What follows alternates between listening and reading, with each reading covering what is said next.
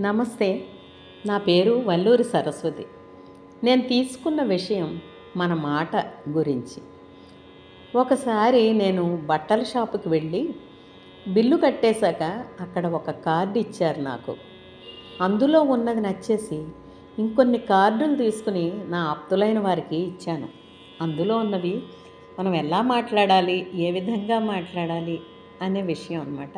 చాలా అద్భుతంగా నచ్చేసింది అది. అందులో మొదటిది ప్రేమతో మాట్లాడు. మనం అందరితో ప్రేమగా మృదువుగా మాట్లాడడం అలవాటు చేసుకోవాలి. ఎవరైనా మనని ఏమైనా అన్నా కూడా మనం ఆవేశపడకుండా మాట్లాడామనుకోండి, అన్నవాళ్ళు వాళ్ళే బాధపడడం మొదలు పెడతారు. ఇంత ప్రేమగా మాట్లాడిన వారితోనా మనం ఇలా మాట్లాడి నొప్పించినది అని. అలా కాకుండా మనం కూడా ఆవేశంగా మాట్లాడామనుకోండి, అవతలి వారు మనం కూడా బాధపడడం, బద్ధశత్రువులుగా అవడం తప్ప ఇంకేం మిగులుతుంది మనకి? ఇద్దరికీ బీపీ పెరిగిపోతుంది.